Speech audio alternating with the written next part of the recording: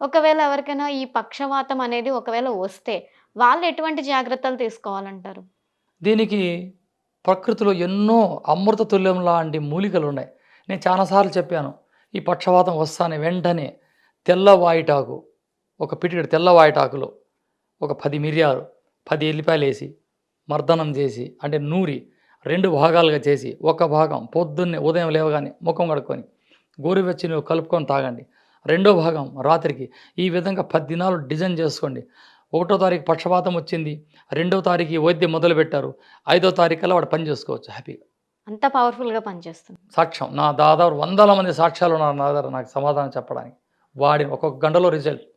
ఒకవేళ ఆల్రెడీ ఇలా పక్షవాతం బారిన పడి, వాళ్ళు ఆల్రెడీ ఏదైనా వేరే వేరే ట్రీట్మెంట్స్ యూజ్ చేస్తూ ఉంటే, అలాంటి వాళ్ళు కూడా ఇది చేయొచ్చంటారా? చేయొచ్చు. కానీ కాస్త వ్యవధి పడుతుంది. ఎందుకంటే పక్షవాతం రావడానికి బ్రెయిన్‌లో బ్లడ్ క్లాట్. పక్షవాతం అనేది శరీరంలో ఎక్కడ రాదు. అవయవాలకు రాదు. బ్రెయిన్‌కొస్తుంది. ఆ బ్రెయిన్‌కొచ్చినప్పుడు ఆ బ్లడ్ క్లాట్ ఎక్కడైతే పడుతుందో ఆ నరాలు, ఆ బాడీలో ఈ మెదడు నుంచి ఎనక L4లో, L6, 7లో ఒక నాడి. ఈ నాడి, ఈ సంచారం ఎక్కడెక్కడైతే కనెక్ట్ ఉందో ఆ క్లాట్ అక్కడితో డ్యామేజ్ అవుతుంది.